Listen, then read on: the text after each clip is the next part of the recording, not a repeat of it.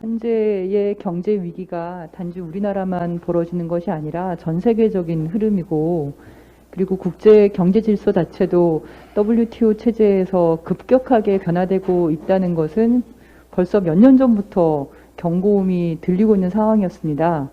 이런 상황에서 각국이 자국의 경제, 그리고 자국의 일자리, 자국의 산업을 지켜내기 위해서, 더 나아가서는 중국 등지에 빠져나간 공장을 다시 리쇼어링 시키기 위해서 여러 가지 정책들을 내고 있는데요. 이번에 미국의 IRA도 그 중에 하나인 거고, 근데 그 구실이 결국은 기후위기 문제입니다. 그래서 기후위기, 탄소중립, 이 큰 대의를 위해서 WTO 체제를 거스르면서까지도 가능하게 지금 세계 경제 질서가 굉장히 빠른 속도로 바뀌어나가고 있는 이런 상황에서 수출 경제에 많이 의존하고 있는 우리나라는 큰 타격이 있을 수밖에 없습니다. 이런 상황에서 우리나라의 경제 정책, 세금 정책을 어떻게 할 것인가에 대한 큰 그림이 있어야 되는데, 이게 이명박 정부 때 했던 단순하게 법인세 깎아주기, 소득세 깎아주기 해서는 안 된다는 게 이미 드러나지 않았습니까? 그 당시에 최경환 부총리가 뭐라 그랬습니까? 법인세 깎아줬는데도 불구하고 기업들이 투자를 안 해서 사내 유보금에다가 세금을 물리겠다고까지 엄포를 놓는 그런 일이 벌어지지 않았습니까?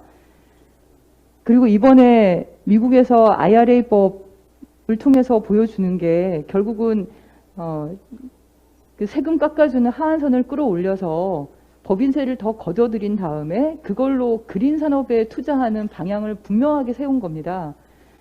저희가 계속 했던 얘기 중에 하나가 단순하게 법인세를 깎아주는 것이 아니라 그린 산업, 다시 말하면 재생에너지, 그리고 전기차, 이런 산업에 투자했을 경우에 세액 공제를 해주는 형태, 그리고 심지어 IRA법에는 어떤 내용까지 나와 있냐면 생산세액 공제도 있습니다. 재생에너지 전기를 얼마나 생산하느냐에 따라서 그 관련한, 그리고 재생에너지 관련한 서플라이 체인들이 있는데 그 관련한 제품들을 얼마나 많이 생산하는지에 따라서 세액을 공제해 줍니다. 그러니까 정확하게 기업들이 어디에 투자를 하면 되는지를 방향을 보여주는 거고, 그리고 그런 그린 산업들이 더 많은 일자리를 만들어내기 때문에 그렇게 하는 거죠. 우리가 미국의 IRA법에 대한 대책을 세우기 위해서 외교적인 그리고 통상적인 여러 역할들을 하는 것도 굉장히 중요하지만 국내의 산업들을 빠르게 전환시키는 작업을 해야 된다. 그래서 그걸 발판으로 수출 산업이 더 강력해질 수 있도록 가야지, 그걸 놓쳐서는 저는 뒤처질 수밖에 없다고 생각을 합니다. 그래서 저는 그 바이든 정부의 IRA법 그린 부양안에 관련해서 우리 민주당에서도 좀 적극적으로 그걸 받아서 관련한 법을 좀 제안하는 게 어떨까 싶은데요. 그 정말 꼼꼼하게 연도별로 예를 들면 태양광일 경우에는 태양광의 그 모듈, 그 관련한 전선, 인버터 각각에 대해서 투자세액 공제와 관련 지원을 따로 하고 있고요. 그린 수소에 대해서도 그렇게 하고 있고, 풍력에 대해서도 기반, 그리고 타워, 넛셀, 이 모든 거에 대해서 지원금을 따로따로 책정을 하면서 진행을 하고 있고요. 전기자동차에 대해서도 트럭, 승용차, 상용차 각각에 대해서 다 다르게, 그리고 그 서플라이 체인에서도 다 지원을 하고 있습니다. 그것의 비용은 당연히 그 법인세 하한액을 끌어올려서 만든 돈으로, 그리고 민간에서 투자까지 포함해서 이제 거의 1,000조 가까이 되는 돈을 진행을 하고 있고요.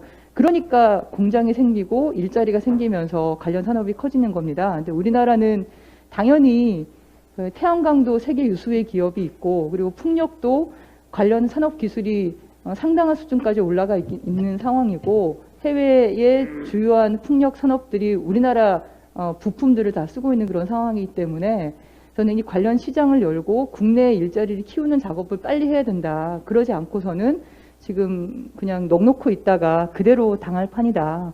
이 문제를 빨리 해결해야 된다 생각합니다. 네, 그 문제를 우리 위원회에서 적극적으로 해서 입법까지 갔으면 좋겠습니다.